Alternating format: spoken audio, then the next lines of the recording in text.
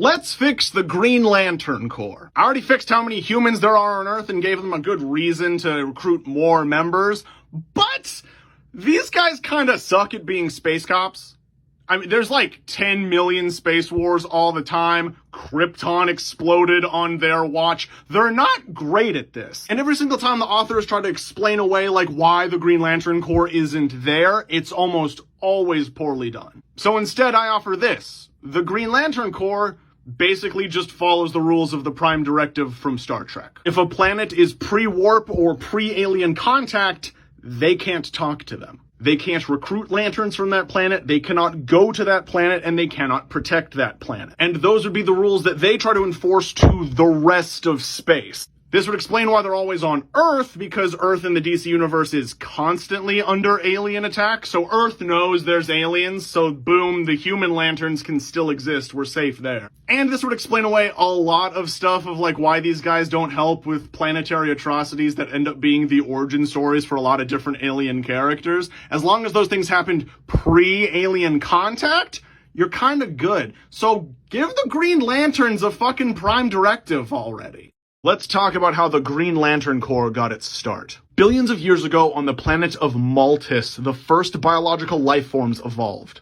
The Guardians. Their race evolved to achieve immortality, and after thousands of years of living like this, the source entity that had called their planet's core its home left their planet. And as beings of science, they were curious as to what they just saw. This led them to research and discover source energy and how to harness it. And now, as the oldest race in the entire universe, they saw fit to guard the universe from beings that would do it harm. And so they created their first army, the Manhunters, a mass armada of androids powered by pure source energy batteries. And after millions of years of the Manhunters successfully keeping peace throughout the cosmos, they suffered their catastrophic failure, and the Manhunters began wiping out sentient species. Manhunters managed to wipe out nearly 80% of the Thanagarian Empire's section of space before the Guardians were able to develop anything that could stop them. What they developed was Volthoom. Volthoom was a member of their own species. They artificially tapped him into source energy itself, and he became the first Lantern. He began his war against the Manhunters. He wiped out a lot of them, but eventually he started going mad as well, and the Guardians realized that it was too much raw emotion. All of those emotions were clouding his judgment. He was losing himself to anger. He was losing himself to fear.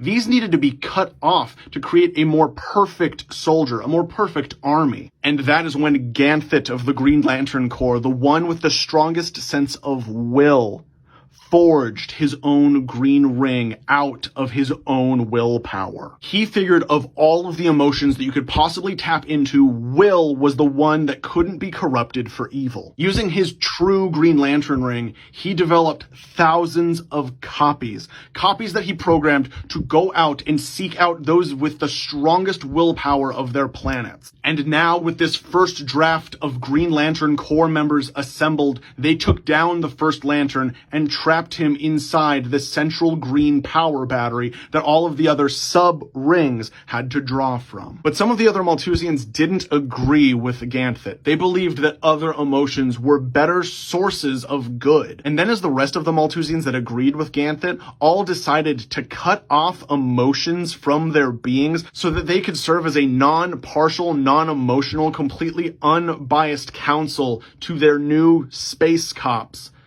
the other groups just left. One group of Malthusians left and became the Zamorans. One of them would eventually go on to discover the violet spectrum of power and develop her own violet ring made out of pure love. And the other Malthusians followed Sade. She believed that hope was the best emotion to keep peace in the universe. And she and the Malthusians that agreed with her left to the planet Odim, where eventually Sade was the first to tap in to the blue spectrum of light, and they would become the Blue Lantern Corps. But back on Maltus, Ganthet and the rest of the Guardians thought that they were in the right. With the other Malthusians having left, they decided to rename themselves. They were no longer Malthusians. This was no longer the planet Maltus. This was now the planet Oa, which in their language means will. and they were the Owens. Because the other members of the Green Lantern Corps didn't have to forge their own rings out of their own willpower, a feat nearly impossible, which is why the other Lantern Corps have such few numbers. Ganthet was mass-producing these sub-rings, and so their numbers exponentially grew. And then, not too long ago, just before the turn of the 21st century, Abin Sur discovered the Indigo Tribe, a group of people who on their own independently discovered the Indigo Light and the power it had. Staying with them, Abin Sur was able to develop the first Indigo Ring, a ring that when you put it on, forced the wearer to feel compassion for the things they had done. And Abin Sur realized this would be the perfect form of therapy for the biggest monsters in the universe. But before he could bring this discovery to light, Abin Sur was killed, and he crashed on Earth, where his ring flew out and chose a young fighter pilot by the name of Hal Jordan.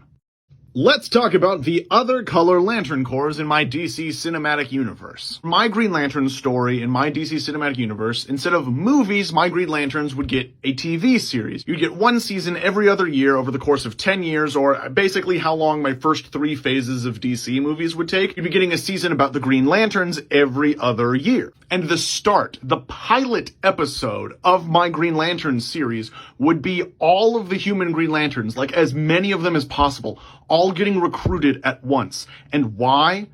Well, it's because Sinestro started a coup within the Green Lanterns out in space, and he started his own corps. The entire first season of my Green Lantern series is just covering the Sinestro Corps War. And all of the Sinestro Corps members are previous members of the Green Lantern Corps who mutinied and followed Sinestro instead. Hal Jordan in my DC Cinematic Universe is 60 years old. He was recruited as a Green Lantern back in the 90s or the early thousands when he was still like 30 years old. He takes on the role as a mentor to all of the new Green Lanterns coming in. If you've seen Saving Private Ryan, my Hal Jordan is essentially the Tom Hanks of the series. All of the human Lanterns had to be recruited from Earth because Sinestro's mutiny was bloody. Over half of the Corps either quit or was killed. And yes, that includes the Guardians of the Green Lantern Corps. Sinestro killed them first. So my Green Lantern Corps is not run by the Guardians. It's run by Hal Jordan, Kilowog, Tomar Ray, and like a handful of other senior Green Lanterns. They are the council governing body of the Green Lantern Corps. At this point in time, the Green Lantern Corps was the biggest and most prominent law enforcement agency in all of space. So when there's a mutiny within their own ranks that starts a galactic level, essentially civil war, the entire political power structure of the galaxy crumbles. And the atrocities committed by the members of the Sinestro Corps are the direct cause of the Red Lanterns. Atrocitus is the first Red Lantern in my cinematic universe. He was the only survivor of his entire planet at the hands of the Sinestro Corps. And after he uncovers the dead bodies of his wife and his child, all of his friends, and inevitably his entire race, Atrocitus falls to his knees and screams. He just starts punching the ground, which is a pool of his own people's blood. He just keeps punching the ground, screaming. His own fist starts to bleed. His blood bleeds into this pile, and then we hear a horrible ping. In my cinematic universe, every single time a new energy spectrum of the emotional spectrum is tapped into for the very first time, it lets out a ping that everyone else connected to the emotional spectrum can hear. And Atrocitus triggers the red ping. There's a blast of bright red light, and when Atrocitus pulls his hand out of the blood, there is a glowing crimson ring on his middle finger. Atrocitus was the first, but he wasn't the only one. Simultaneously, the other members of the Red Lantern Corps, of which there are only about 10, all activate their rings shortly after. And they are the central antagonists for my second season of the Green Lantern Corps show in my cinematic universe. And finally, Larfleeze. Larfleeze is a member of an alien race that lives for billions of years. We do not know how old this guy is. Just like in the comics, his origin is simply going to be he is the greediest person in all reality. Larfleeze doesn't play the biggest role in my cinematic universe. He gets brought in during the 4th season where they're fighting the first Lantern. That is how every other Lantern color exists in my DC cinematic universe. Some of you guys may be wondering, but wait, you never covered the White Lanterns. That is because that is the fucking end game, baby. That shit comes out at the very fucking end to defeat the Black Lantern Corps. And it's Kyle. So there you go. It's Kyle does it. Kyle's the White Lantern. I love Kyle.